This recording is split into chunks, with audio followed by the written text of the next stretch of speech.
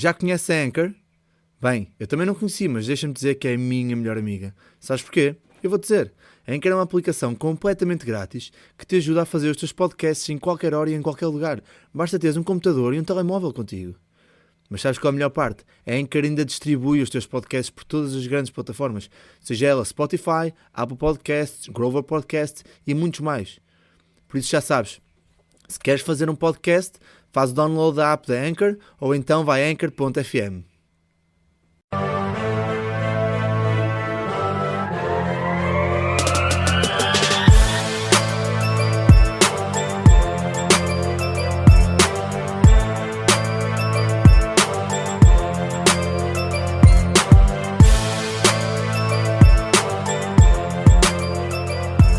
Olá, seja bem-vindo a mais um episódio do Quinto Quarto. Hoje um episódio um bocado diferente.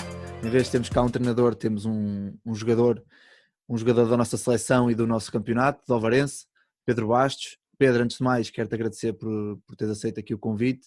Sei que não estás habituado a este tipo de comunicações e de conversas, mas vai correr bem, tenho a certeza. Obrigado pelo convite, Vasco. Pedro, diz-me uma coisa, explica-nos aqui um bocado quem é o Pedro Bastos, de onde é que vem e todo o teu caminho até agora que culmina na Liga Ovarense. Pronto, como tu já disseste, sou um jogador de Ovarense, sou apaixonado por basquetebol. Comecei a jogar em Valdecambra, na minha terra, onde eu fui criado. Comecei a jogar na Serra Valdecambra desde muito cedo, com 4 anos. Me deram uma bola de basquete para a mão. Pronto, a partir daí, acho que começou a minha aventura aí. Fui para o mini basquete, onde passei muitos anos no mini basquete, a aprender as coisas básicas, não é? Driblar, lançar, passar, tudo e mais alguma coisa. Depois à medida que fui crescendo, fui para os iniciados, depois fui para os cadetes, até que em sub-16 surgiu a oportunidade de ir para o centro de treino em Paredes, não é? Estive lá 2 anos que me ajudaram muito, senti que cresci muito lá no centro de treino. Quem é que eram os teus treinadores na altura lá? Era o Rui Alves e o Matos. Ok. Sem dúvida que senti que esses 2 anos foram muito importantes para mim. Acho que aprendi muito, já a nível tático aprendi muito, mas também criaram rotinas de treino, habituei-me a treinar muitas vezes, que é sempre benéfico para qualquer jogador. Pronto, no segundo ano de centro de treino tive o convite para ir para o Futebol Clube do Porto, isto no segundo ano de sub-16. A partir daí fiz sub-16, sub-18, sub-20, até que cheguei a séniores. Depois passei uma passagem para o Dragon Force, quando houve o projeto Dragon Force. Anos também muito, muito felizes Pois, da minha vocês vida. Acho que vieram da antiga CNB2 exatamente, até à Liga. começamos na altura quando acabaram com a equipa sénior de basquete no Porto. Começamos na CNB2, fomos subindo divisão até à Liga, conquistando campeonatos sub-20 aí pelo meio, para a Liga. Depois, no primeiro ano da Liga, conseguimos ser campeões. Também foi algo que me marcou, poder ser campeão logo no primeiro ano que cheguei à Liga, não é? Tu eras base principal nessa equipa ou não? Sim, era eu. Não, no início era o base principal. Depois lembro que chegou o Troy à nossa equipa para fazer a posição de 2 e que fez com que o Brad Tinsley jogasse a 1. Passasse para 1. Eu era no fundo era o base suplente, não é? Passei de base principal a base suplente e aceitei esse processo com naturalidade, porque acho que era uma situação que na altura era o mais favorável para a equipa e acabamos por ser campeões, que isso era o mais importante. Depois tive 4 anos de sénior no Futebol Clube do Porto, até que agora cheguei ao Ovarense e fiz esta época no Ovarense. Não sei se já acabou a época ou não, não é? Ninguém sabe, espero que não, espero que ainda dê para acabar esta época, mas as coisas não estão fáceis. Pois, esperemos que, assim, não sei se vai dar para acabar a época ou não, mas que pelo menos retome com naturalidade a próxima época. E por meio deste processo, como é que foi a tua caminhada pelas seleções nacionais? Tanto formação como sénior? Olha, na formação fiz um europeu de sub-16, foi o meu primeiro europeu, não é? Na Estónia. Depois, no primeiro ano de sub-18, não consegui ir à seleção, não fui, na altura era sub-18 primeiro ano, não fui chamado para a seleção. Foi algo que também me ajudou para continuar a trabalhar e sentir-me desafiado para no ano a seguir ainda ter mais vontade de estar presente, não é? Uhum. Até que depois fui chamado no ano a seguir, fiz um europeu de sub-18 também, depois fiz em sub-20. Sub-20 primeiro ano também fiz um europeu na Roménia e depois fiz outro europeu de sub-20 segundo ano, fiz outro europeu na Bósnia, até que depois consegui chegar à seleção sénior, não é? Que é um dos principais objetivos de cada jogador, não é? De ter a ambição de poder jogar pela seleção do seu país. Foi algo que me marcou, a primeira internacionalização foi algo que me marcou, aconteceu o ano passado, no verão. Foi em Sines, não foi? Não, Não? foi no torneio de Oliveira das Meias, Ok. contra a Eslováquia. E olha, já que pegamos aqui nesse assunto da seleção, tem aqui uma questão dos nossos ouvintes, do Pedro, que é de Ovar.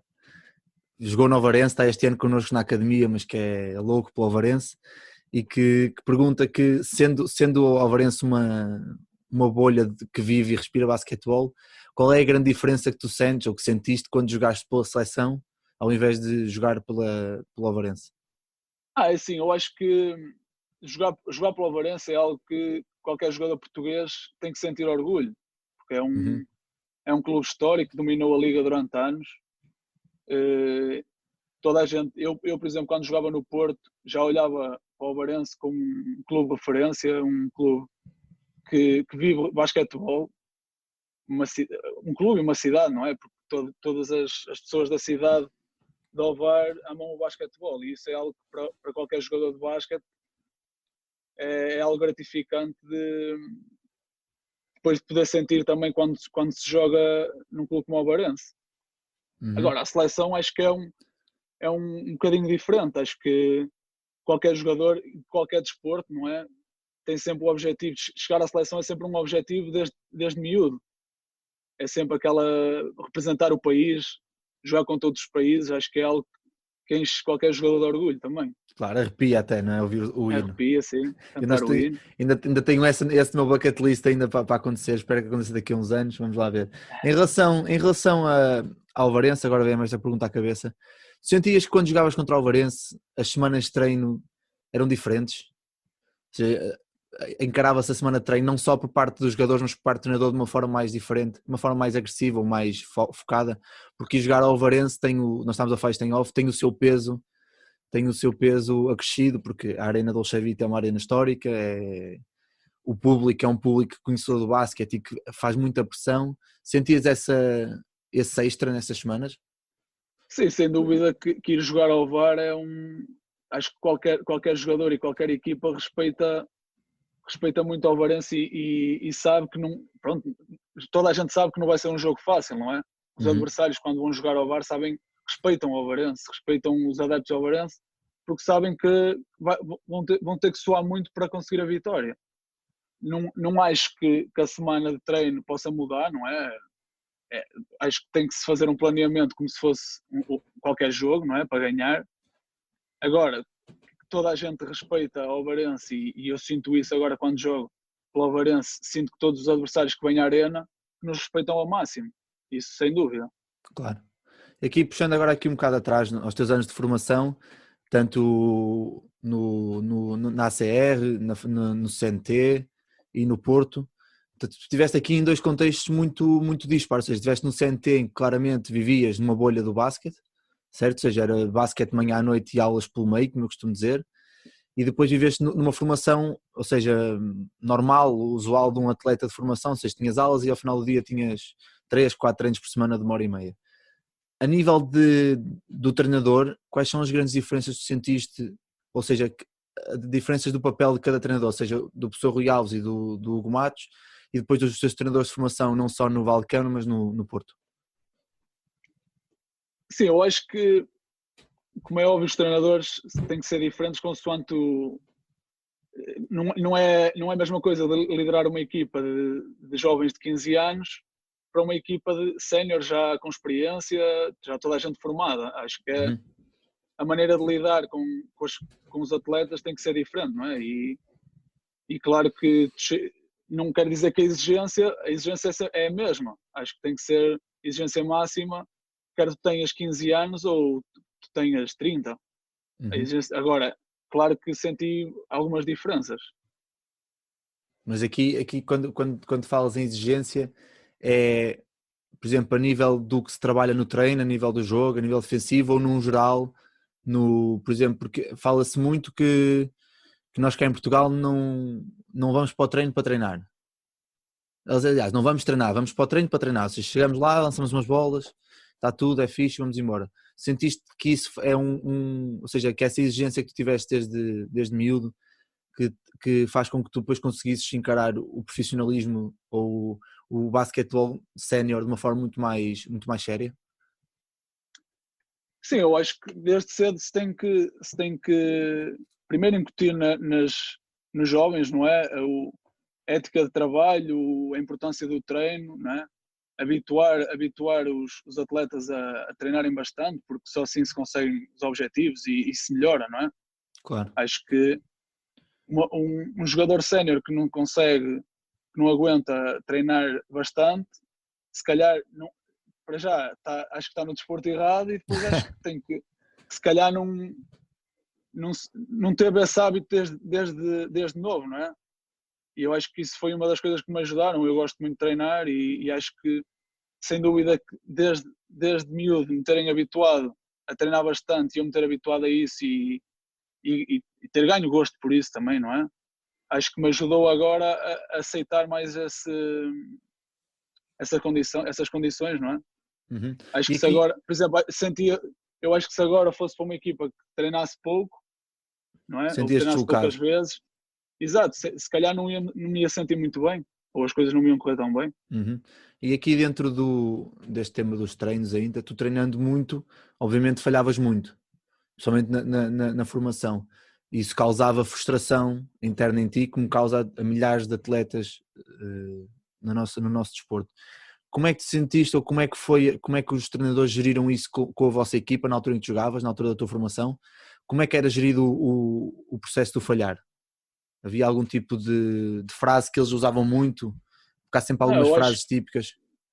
não me recordo assim desse tipo de frases, mas acho que temos que perceber que, no fundo, tu falhas, tens que continuar a repetir, não é?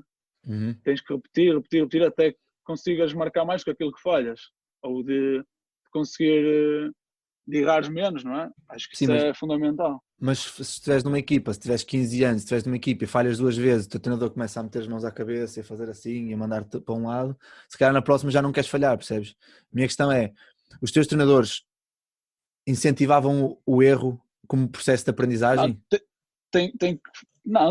simplesmente mostravam que errar é natural, não é? Uhum. E o atleta tem que perceber que errar é natural e tem que continuar a treinar para superar isso, não é?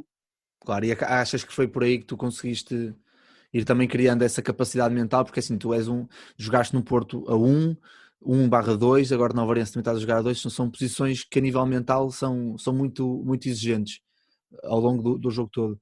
Achas que essa capacidade de resiliência desde miúdo, que te foram incutindo os treinadores, dizer que pá, falhar é normal, tens é que continuar a batalhar, depois te ajudou na tua caminhada pela formação e pelos séniores? Sim, sem dúvida que ajudou, não é? Tentar Uhum. sempre.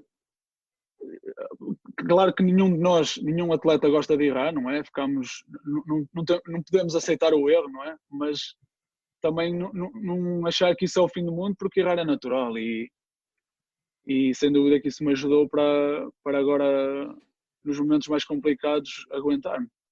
Claro. E o que é que tu achas que é mais importante trabalhar durante os anos de formação? Estamos a falar de 2 anos de sub-14, 2 anos de sub-16 e 2 anos de sub-18. Sendo que, na meu ver, os sub-18 já são uma preparação para o jogo sénior, ou seja, já tem que ter ali uma capacidade tática coletiva, individual muito forte, ou seja, se calhar já não temos tanto tempo para trabalhar situações técnicas estáticas, mas tática individual, por exemplo, jogar bloqueios diretos 2 contra 0 ou 2 contra 1 e vantagens, mas que tipo de processo é que tu achas que deve ser feito na formação de um jogador para conseguir estar mais preparado para jogar séniores? Eu acho que, pronto, até iniciados, não é? Para já a técnica individual, não é? O lançar, o driblar, o passar, tem que estar presente sempre, não é? Mesmo agora em sénior. Mas acho que é importante trabalhar muitos aspectos. Quando uma pessoa fala também técnica individual, não estou a falar só da ofensiva, não é? Também há técnica individual defensiva que muitas vezes se esquece aqui em Portugal, não é? Por exemplo, lembro-me quando era no mini basket, haver a regra de não se poder roubar a bola. Acho que é uma Sim. coisa que se devia acabar, não é? Porque roubar a bola é uma coisa que se tem que treinar desde sempre, é uma coisa que também se treina, não é? E não é só o instinto, Sim, há que ter técnica, não é? saber quando saltar Saber a bola, sim. quando saltar a bola, o uso das mãos na defesa, não é? Acho que é uma coisa importante, também se pode treinar desde novo, não é só o deslizamento defensivo. Sim, porque Mas depois, hoje cada vez mais vemos as equipas, os bases das equipas profissionais são muito agressivos na bola e muito disto tem a ver com a posição das mãos, tem sempre uma mão no drible, uma mão no passe, uma mão, sempre, ou seja, assim. claro, claro. Depois, à medida não é, que o jogador vai crescendo, vai começando também a perceber aquilo que é a tática, não é, do jogo, Uhum. a crescer a nível tático. Acho que também é fundamental começar desde cedo a perceber a tática do jogo em si, não é? Depois, consoante aquilo que cada treinador quer, quer meter na equipa. Portanto, acho que um jogador tem que trabalhar muito a técnica individual, mas também tem que saber, tem que ter conteúdos táticos para depois, mais tarde, poder jogar ao mais alto nível. Muito bem. E diz-me uma coisa, Pedro, tu acabas por ser uma espécie rara nestas novas gerações, porque és um atirador de sniper, ou seja, tu estás rotulado de certa forma como um atirador de sniper, ou seja, a bola vai para o Pedro, ou é triplo certo, ou acontece alguma coisa a partir dali. Isso, obviamente, que não nasce da noite para o dia, como é óbvio, tem que ter muito treino, muita capacidade mental de, mesmo que falhe um, a seguir estou pronto para lançar outro. Durante a formação sentiste que te incentivaram a isso ou diziam-te o contrário, dizendo, pá, Pedro, se falhares dois, se calhar não lanças terceiro? Não, acho que nunca ninguém me prendeu de lançar ao cesto. Uhum. Agora, acho que a repetição e a nossa mente é fundamental para que as coisas corram bem. Agora, não posso, sei que se falhar um ou dois, não posso ter medo de lançar o terceiro, não é? Acho que um atirador tem que estar sempre pronto para atirar, quer marca as 5 primeiras do jogo ou falha, ou as falha, não é? Sim, mas essa confiança que tu falas e essa capacidade mental tens que a construir ao longo dos anos, não é uma coisa que durante um ano, durante uma semana, 2 semanas, pá, Sim, agora vou lançar tudo a comer à mão. Ou seja, a minha questão é, achas que os treinadores da formação devem dar liberdade aos jogadores para lançar, mesmo que seja, por exemplo, imagina que estamos numa transição ofensiva, o jogador chega, para e lança. Isto aqui eu há, acho que porque isso há vai uma muito, dicotomia, pois, diz. eu acho que isso também vai muito com aquilo que o jogador está a sentir no momento, não é? Uhum. Se acha que é um bom lançamento para a equipa, às vezes tens que abdicar de um lançamento, não é porque não estejas confiante que o vais marcar, mas sim porque é o melhor para a equipa naquele momento, não é? Mas acho que os treinadores também tendo em conta cada jogador, não é? Porque nem todos lançam da mesma forma, Claro. não devem, nem acho que o façam de prender os jogadores de lançar. Muito bem. Agora aqui uma questão, duas questões, a primeira mais geral, depois a segunda mais pessoal, que é, se tu pudesses criar um tipo de treinador de formação, desde a parte mental, a parte social, a parte técnica e tática, como é que tu o construías? Um treinador, por exemplo, sei lá, sub-16, aqui do meio. É difícil dizer-te isso, não é? Porque cada treinador tem a sua maneira de trabalhar, não é? Mas Uhum. acho que o sub-16 já é um escalão que exige que os jogadores comecem a construir alguma cultura tática. E, mas acho que que insistir na parte da técnica individual, lá está, como eu falo, ofensiva e defensiva, que é fundamental, desde jovem até a chegada sénior. Acho que é um aspecto que aqui se deve melhorar. Como é que agora que Depois, falas... Diz. depois acho que também em sub-16 já os jogadores também já têm que começar a perceber que a ordem do treinador tem que ser ouvida a 100%, não é? Tem que perceber que o treinador é que manda, não é? No fundo. E tem que aceitar as decisões do treinador desde muito cedo. E como é que é? Isso é uma boa questão, uma boa coisa que tu dizes. Como é que tu dizes ou como é que um treinador passa a mensagem a um jogador sub-16? E estou a dizer isto, claro que tu não sabes, não és treinador, obviamente, mas se fosses sub-16 hoje, como é que gostavas que um treinador te explicasse a sua maneira de trabalhar? Ou seja, chegava no primeiro treino da época, como é que ele se apresentava, como é que ele explicava, olha, agora vai ser assim, assim, assim. Não sei se te lembras como é que fizeram contigo na altura, se não. Não, há treinadores que gostam de mostrar autoridade, não é? Desde o primeiro dia, mostrar que as São os que coisas mandam. são assim, exatamente. Há outros que gostam mais de criar uma relação pessoal boa com todos os jogadores, não é? Qual é Gostam que é de para ter. ti a melhor? Qual é que é melhor para ti? A parte da relação pessoal Não, ou o eu autoritário? acho, eu Ou acho um meio não, termo? é um meio termo, acho que é o melhor, sem Uhum. dúvida. Muito bem. E agora uma pergunta mais pessoal. Quem foi o treinador durante a formação que teve mais impacto em ti? Opá, eu adoro fazer estas perguntas para deixar aqui em xeque-mate. Mais impacto e porquê? Pá, pode ter sido, por exemplo, o meu treinador de formação que teve mais impacto foi o meu primeiro treinador, o Kim. Porquê? Foi ele que me introduziu a paixão pelo jogo dentro de campo. Pá, depois cada um tem a sua maneira de pensar. Mas quem é que foi Não, para ti? eu acho que não houve houve vários a nível da formação. Uhum. Por exemplo, o meu treinador, um dos treinadores que me marcou foi o Afonso Montenegro, aqui em Valdecambra, porque foi aquele que me fez acreditar, não é? Pronto, eu já era apaixonado pelo basquete, mas foi ele que me fez acreditar que eu tinha valor. Foi ele que me fez ver que eu era capaz de fazer coisas boas no jogo Uhum. e foi muito importante para mim. Depois sinto que, lá está, como falei há bocado, os 2 anos que tive no centro de treino também foram muito importantes para mim. Os treinos, portanto, acho que o Rui Alves também foi um treinador que me marcou, porque acho que foi, como é que eu tenho de explicar? A nível tático, acho que senti uma evolução gigantesca no meu jogo. Uhum. Acho que comecei a perceber conceitos de jogo que antes nem sequer os conhecia, se calhar, não é? Pronto, depois, quando vou para o Porto, outro treinador que também marcou foi o João Tiago, porque primeiro pela relação que tinha com ele e depois pelos títulos que conquistamos juntos, que também são que me O João Tiago marcaram. foi teu treinador em sub-20, ou não? Sub-18 e sub-20, Sub-18, sim. sub-20. Pois eu lembro dessa vossa geração, que era uma geração fortíssima. E, e agora aqui uma pergunta, já falaste aqui do teu treinador em Valdecambra. Quando tens um treinador que acredita que faz-te ver que podes ser alguém dentro do mundo do basquete, tu vais buscar motivação onde ela não existe, certo? Ou seja, Sim, isso achas que sem dúvida bastou, que fico. já gostavas de basquete, achas que bastou o teu treinador assim, opá, Pedro, se tu trabalhares, se te focares, chegas lá. Tu a partir daí começaste a acreditar que podias viver do basquete? Sim, eu simplesmente acreditei que era capaz de. Sinto que o meu jogo. Senti-me mais confiante nos jogos, sem Uhum. dúvida. E, e claro, ele dizendo-me palavras, não é?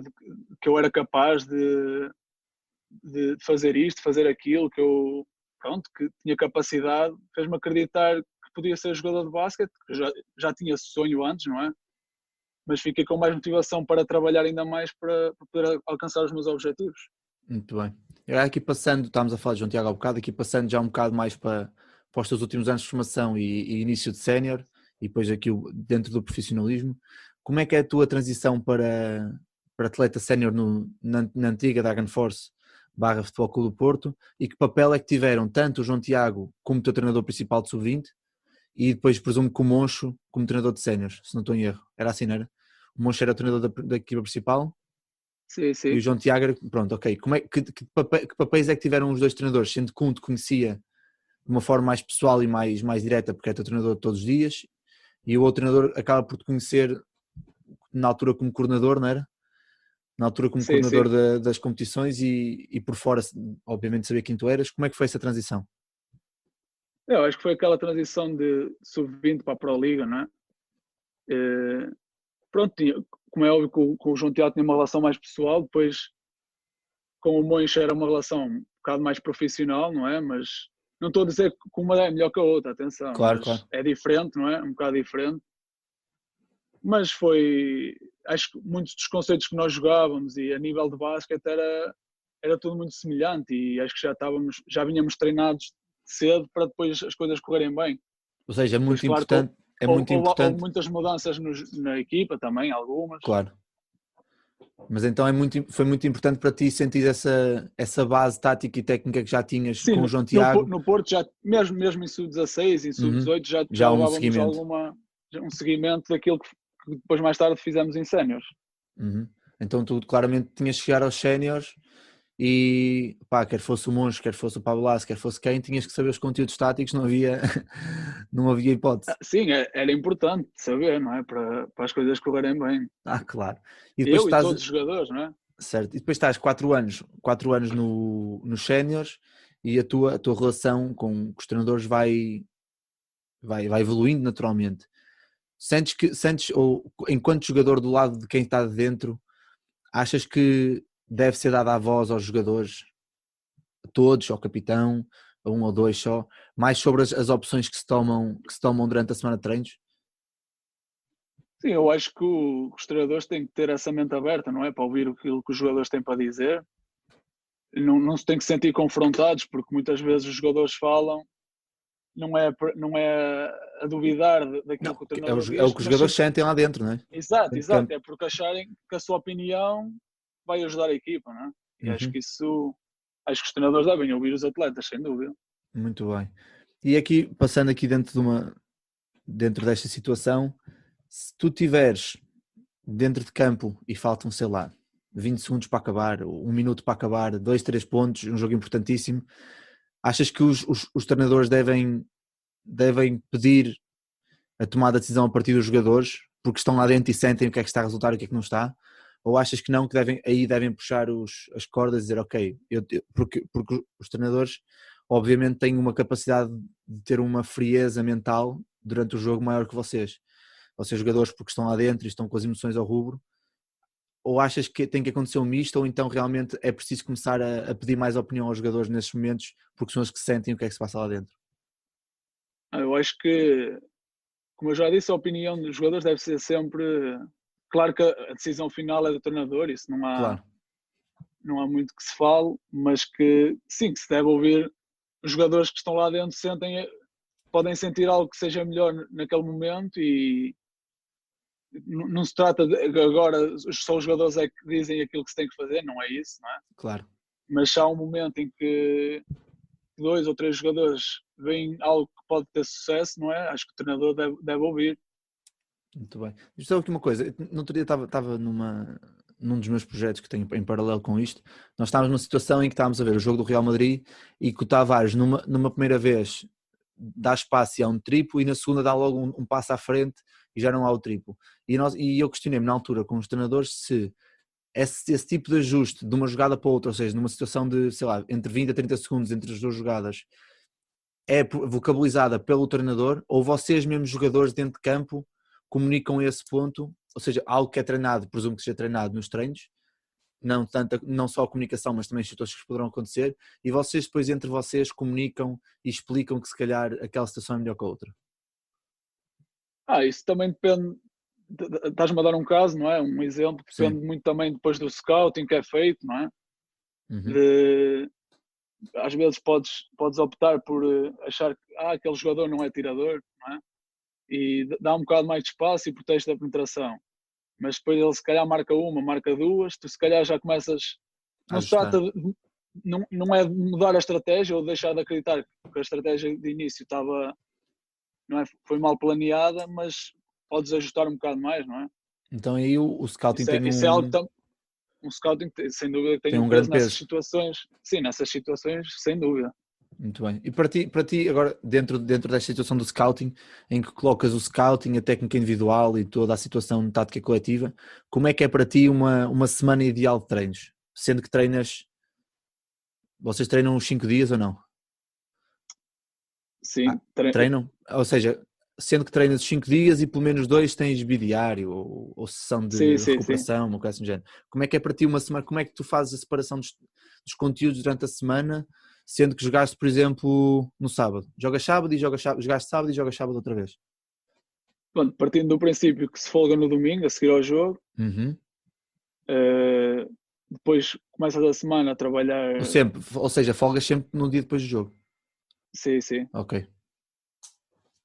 Não, isto depois, consoante o próximo adversário que vais ter, trabalhar a nível tático, consoante os pontos fortes e fracos da outra equipa, começar a estruturar aquilo que a equipa vai fazer taticamente, não é? No próximo jogo, porque no fundo os treinos são muito direcionados a preparar o jogo, não é? Da semana, do fim de semana. Não sei, procurar sempre a nível tático fazer aquilo que vais usar no fim de semana, não é? Os set Uhum. plays, transições, não é? Depois treino de lançamentos, de manhã normalmente costuma ser treino de lançamentos, técnica individual, não é? Os lançamentos estáticos ou dentro das vossas rotinas ofensivas? Pronto, alguns estáticos e outros dentro das rotinas ofensivas. Ok. E diz-me aqui uma coisa, tu enquanto jogador, enquanto base, enquanto atirador, dás valor a fazer o scouting da própria equipa, ou seja, jogas no sábado e já ter, por exemplo, no domingo um pequeno vídeo que vos mandam a dizer, olha, neste fim de semana correu isto mal, isto mal, isto mal, e depois, por exemplo, na segunda-feira tentar remendar algum desses erros, ou acontece, falamos na segunda-feira um bocado sobre isso e depois passamos logo para a preparação para o próximo jogo. Eu acho que se deve falar sobre os erros que se cometeu no jogo a seguir para corrigir, não é? Uhum. E se puder mostrar vídeo ainda melhor, acho que é bom para todos assistir. Eu gosto de ver os jogos, não é? Que por acaso assisto aos jogos, aqueles que são transmitidos assisto aos jogos, mas acho que é importante corrigir-se aquilo que se fez mal no jogo anterior, obviamente. E que tipo de análise é que tu fazes quando vês o teu jogo? O teu jogo ou o vosso jogo, neste caso? Não, tento ver o jogo por um todo e analisar cada situação, não é? Uhum. Não vejo nada em concreto.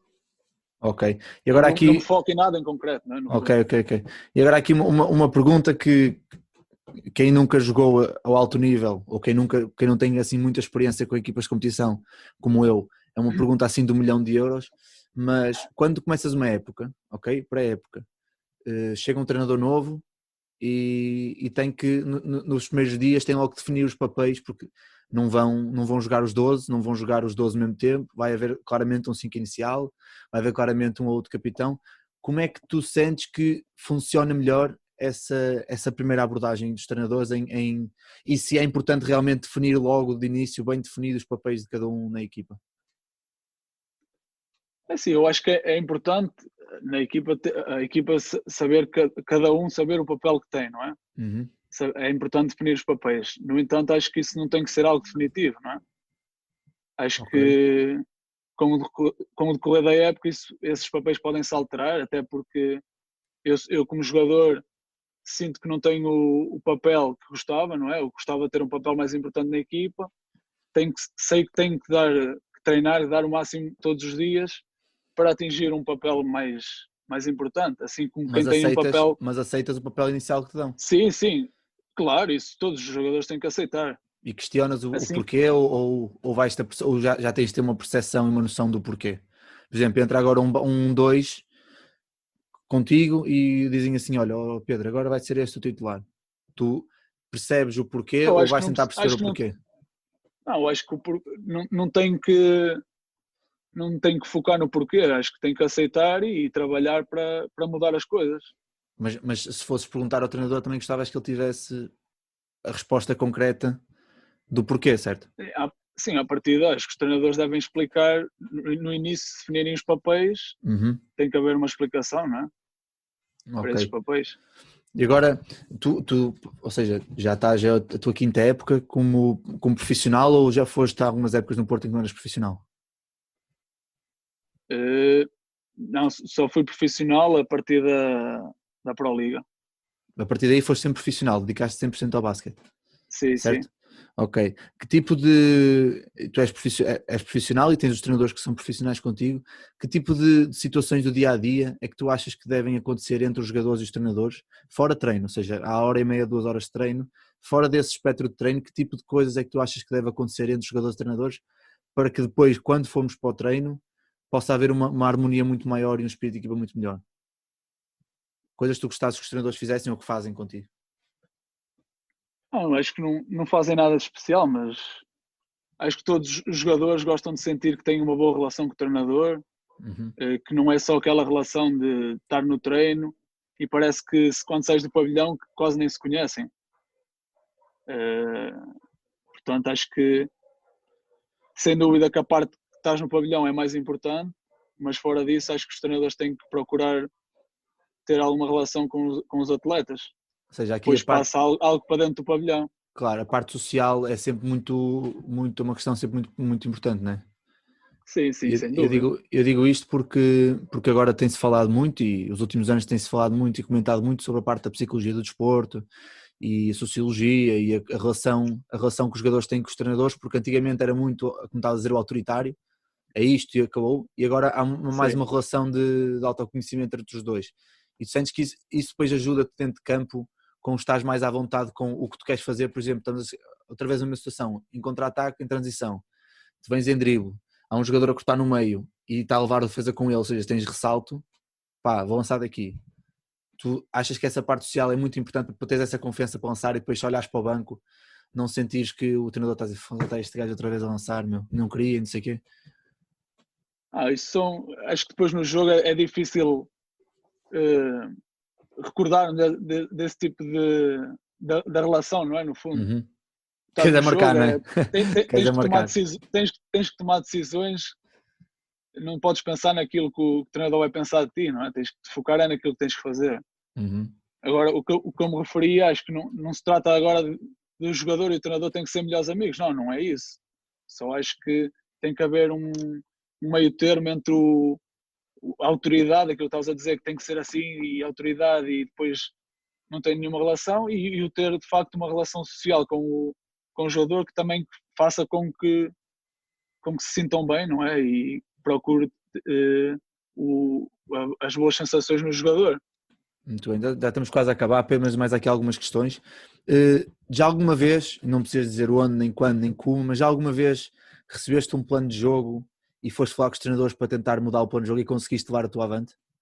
Com certas dinâmicas. Olha, acho que aqui, por exemplo, com o base é melhor passarmos em terceiro porque ele, quando eu persigo, ele joga muito bem 2 contra 1 ou 2 contra 2 comigo nas costas. Não, eu sou, por acaso, acho que sou um jogador que sente, que segue a 100% aquilo que o treinador pede. Acho Uhum. que acredito sempre Que a que a estratégia que ele estratégia pensou é melhor. que o treinador monta que é a melhor. Ok. Agora, se estou num treino, num jogo e vejo que há uma situação que a equipa que podemos explorar ou que vi que eles estão a fazer, que o adversário está a fazer de uma forma e que nós podemos contrariar ou aproveitar uma debilidade qualquer, depois não tenho problemas em comunicar ao treinador. Muito bem. E tenho a sorte de ter tido treinadores até hoje que aceitam que eu ou outro qualquer Qualquer da um, minha sim. equipa que deem a sua opinião. Tu achas que isso é um atributo que todos os treinadores, não só de alto nível, mas também de formação, devem ter, ou seja, conseguir ouvir os atletas, Exatamente. mesmo que neste caso sejam atletas e possivelmente saberão um bocado menos do que, estou a generalizar, obviamente. Mas, Sim, o treinador tem que saber aceitar sem achar que é um confronto, não é? Porque há claro. treinadores que acham que se o atleta falar é porque está a desacreditar daquilo que o treinador pediu, Uhum. não é? E acho que. E até pode acontecer, não estou a dizer que isso é um caso que nunca aconteça, mas isso também já depende do atleta também e do treinador. Ok. Aqui mais duas perguntas e a última é para fechar em grande. Aliás, mais três. Duas é tranquilo, a última é para fechar em grande. Aqui quando estás num jogo e as coisas começam a correr de forma menos boa, ou seja, nos turnovers, eles finalizam melhor, nós não conseguimos finalizar, e há um desconto de tempo por parte do teu treinador, quando tu vais para o banco e sentas, qual é o tipo de abordagem que achas que é melhor por parte do treinador para os atletas? Eu digo isto porque eu sinto não, sei porque já joguei, que os atletas quando vão para o banco e veem que as coisas estão mal, eles são os primeiros a saber que as coisas estão a ser mal feitas, não é? Que as coisas estão a correr Sim, mal. sim. Ou seja, acho que não vale a pena o treinador chegar lá e começar os berros a apontar dedos e a dizer fizeste e fizeste e quiseste e não sei o quê. Ou seja, qual é para ti a melhor abordagem por parte dos treinadores quando acontece isso? Isso vai um bocado ao encontro daquilo que é saber liderar a equipa, não é? Uhum. Acho que liderar a equipa não é só quando as coisas estão a correr bem, mas sim quando as coisas também estão a correr mal. E há que saber quando se toca nos aspectos negativos e quando se fala das coisas boas. É difícil para mim dizer-te qual é que é melhor, porque qual é o melhor método, não é? Nesses casos, isso também depende muito da equipa e dos jogadores, porque há jogadores que reagem de uma forma, por exemplo, aos berros, Uhum. e há outros que reagem de outra. Tu és dos Mas jogadores acho que reages, tu és dos jogadores que reages melhor, que têm melhores performances quando te caem em cima ou quando te dão um bocado mais espaço e pronto, oh Pedro, tem calma, vai correr melhor. Qual é o teu tipo de personalidade neste caso? não, acho que não se deve também, é só palmadinhas nas costas, não é no fundo. Yeah. Acho que não tem que ser assim. Um treinador tem que ser sempre exigente, Uhum. tem que exigir o máximo dos atletas, dos jogadores a todos os momentos, não é? E acho que não tento reagir da melhor forma em qualquer uma das situações. Muito bem. Agora aqui uma última pergunta dos nossos ouvintes, do Rui Costa, que ele nos pergunta o que é que tu valorizas mais num treinador? Eu não sei se isto aqui tem alguma coisa por trás, se não, mas o que é que não sei se ele já foi teu treinador, Não, não. não? O que é que tu valorizas mais num treinador então? Deixa-me só apontar Não, para depois correr bem. Pá, se chegaste não, à liga, meu, se chegaste à liga, é porque eu tenho que não valorizar. há várias coisas que eu valorizo, não é? Uhum. Primeiro valorizo o facto de ser exigente, não é? Nos obrigar a ser melhor todos os dias. Gosto de treinadores positivos que sentem confiança não só nos jogadores, mas nos jogos, mesmo nos momentos apertados, que são positivos. Uhum. Também gosto daqueles treinadores que mostram paixão naquilo que fazem, todos os dias. Aí deixa-me só interromper aí, já acabas. Tu aí quando falas em paixão é realmente ver o brilho nos olhos quando se fala Sim, que da... mostram gosto de todos os treinos, que mostram da mesma forma que um jogador tem que estar a 100% todos os momentos dos treinos e dos jogos, acho que os treinadores também, não é? Isso agarra muito mais a E, equipa e, facilmente, e não? exatamente, Uhum. agarra a equipa pelo exemplo que dá e faz com que a equipa também siga esse exemplo, não é? Muito bem, então, E, exigente, paixão, positivo e mais. que valorize o trabalho diário dos jogadores, acho que também é um aspecto importante, porque qualquer jogador gosta de ver o seu trabalho valorizado, não é? Muito bem. E agora a última pergunta para cairmos aqui, para acabarmos em grande. Daqui a quando tu acabares a carreira, vamos ver o Pedro Bastos como treinador? Tens essa imagem dentro de ti ou não? Não sei, acho que ainda Ainda é és muito muito novo para cedo isso. a pensar nisso.